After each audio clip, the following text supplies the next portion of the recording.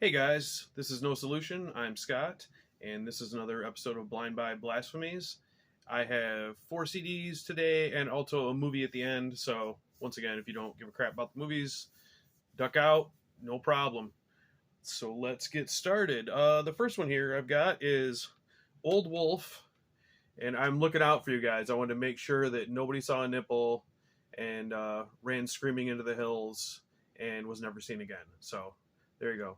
Nice and covered up. Old Wolf, and this one is called Faustian Mass. Really cool cover. I really like that cover. This came out 2018 on Dive Bomb Records. Band from Kentucky.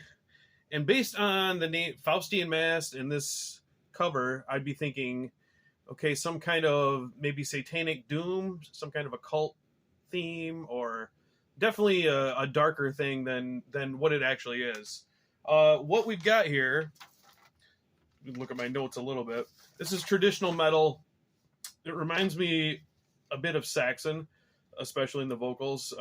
Sort of a Biff vibe. He's not as good as Biff, but sort of in that vein. I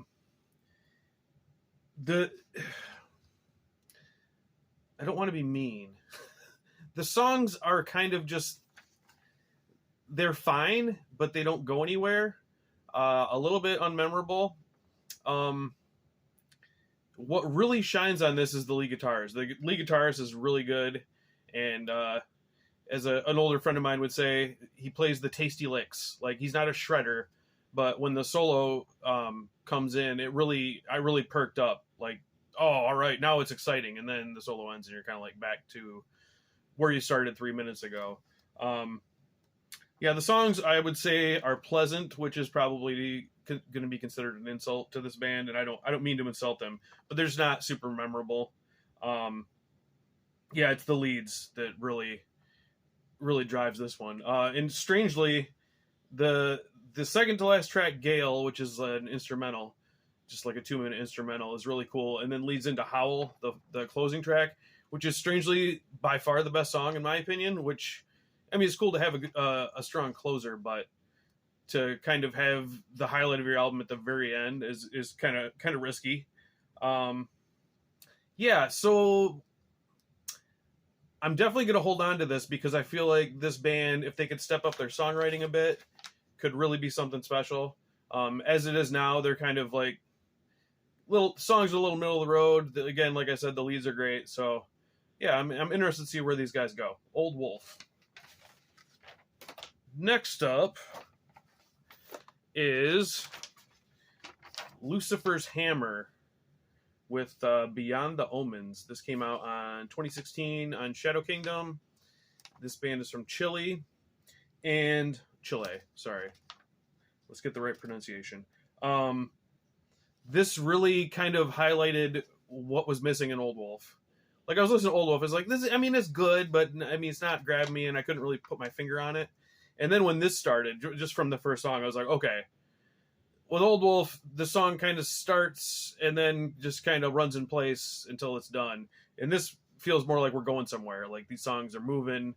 There's some energy to it. It's exciting. This is just pure heavy metal, a little bit of power metal mixed in there maybe. And then a strange injection of, I can only call it sleaze, like sleaze rock.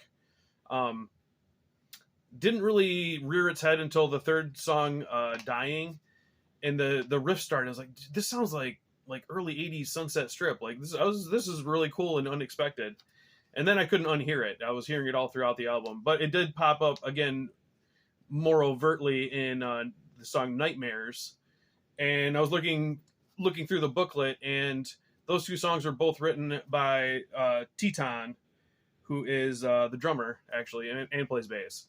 So it seems like Teton's into the sleaze rock, because those are the sleaziest of the songs. But let's see. Yeah, just a super lively, energetic, fun album. This is like what I wanted the new Night Demon to be. And, you know, the Night Demon is fine, but it kind of underwhelmed me a bit. I just kind of was expecting more from it. And this delivers what I'm looking for. It's got twin guitars, so we got some some Maidenisms definitely going. The vocals are maybe the weak point. They're serviceable. But when he tries to hit the high notes, you can tell it's a struggle. So if there's a drawback, I would say that. What any more highlights I wanted to go over here? The title track, which is the closing track. It goes through the song in about 3 minutes, and then the last 3 minutes is just like an epic outro with solos and just a really cool, like almost like a closing credits for the album. I'm really excited to have this, and I think they have 2 more full lengths and an EP. I'm definitely gonna be pursuing this band more. I I wrote down a cool analogy that I forgot, but I'll go to it now. This album to me is like going to rescue the princess in the castle after you kill the dragon, and she's dressed like a Motley Crue video chick. Like it's that combination of like the epic with kind of the down and dirty. So yeah, Lucifer's Hammer. I highly recommend that one. All right, but it's not all ice cream and blowjobs. So when you blind buy, you're not going to win all the time. And here's a big case: Darkened Skies. I don't really remember the name of it. Dawn of Dreams, 2003 on Chaos Master Productions. I've never heard of it. They're a Puerto Rican label. This is a Puerto Rican band. And if you see the price sticker there, $3 Canadian. I just grabbed this when in one of the shops I was in. I was like, I've never heard of that, but it appears to be metal and it's super cheap, so I'll be good for the blind buys. Well, no. This is like dollar store at the gates, kind of, sort of in trying to be that kind of melodic heavy metal. The vocals are super annoying. It's like almost like a rasp combined with death metal. I don't know. It's not good. And combined, the songs are just like whatever. You've heard them all 1,000 times before in better versions. And the production is, I'm not a production guy usually. Like I listen to black metal that sounds like it was recorded on a dictaphone underwater, and I'm fine with it. But this is like, the bass is turned all the way up, and it's not like the bass guitar is doing anything particularly interesting. The guitars are like way in the background, but they're supposed to be like carrying the songs along. It's just super unpleasant to listen to. I didn't make it through it. I got like 4 songs in, and I was like, all right, I got it.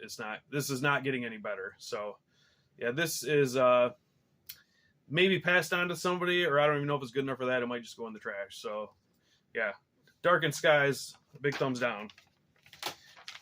Then on the opposite end of the production spectrum, not opposite as in bad versus good, but just like treble versus bass, we got Archaic Winter with the Psychology of Death on Metalbolic Records, 2006. So this is kind of unique in that it's death metal with a black metal production, like a early Norway Under the Funeral Moon type production, like super trebly and buzzy and brittle and cold sounding, which is an interesting direction to pursue. But this is just like boring death metal, unremarkable. Songs don't really do much of anything for me. The drums are programmed and strangely seem like out of time, like multiple times. And I'm not a drum person. I don't really pay attention to the drums that much, like consciously, but it just like it was jarring. Like the drums are blasting and then they're doing something totally different over the top, and no. So yeah, Archaic Winter. I don't know. If kind of basic death metal with a black metal production sounds cool to you, maybe give it a listen. But this is not for me, so this is leaving. All right, that's all for the CDs. I watched another Dollar Tree movie that I wanted to talk about a minute. Donkey Punch. This is kind of like a thriller. I don't know, 2008, something like that. Not super old, but not recent either. So what's the tagline? It's dead calm meets very bad things, and that's pretty on the nose. Some vacationing girls run into these vacationing boys that are, and they're attracted to each other. And then the boys say, "Oh, we crew on this yacht and the owner's not here. Why don't you come over and have a drink?" So they do. And they have some drinks and some more drinks and some drugs. And then some sex starts happening. And then there's an accident. And then they have to figure out what to do. And everybody turns on each other. It's a really cool thriller. It actually goes, you think you know exactly where it's going, and it takes some twists that you didn't quite expect. So yeah, I bought this for $1. I believe you can stream it free on multiple platforms. I would recommend watching it if you're into thrillers.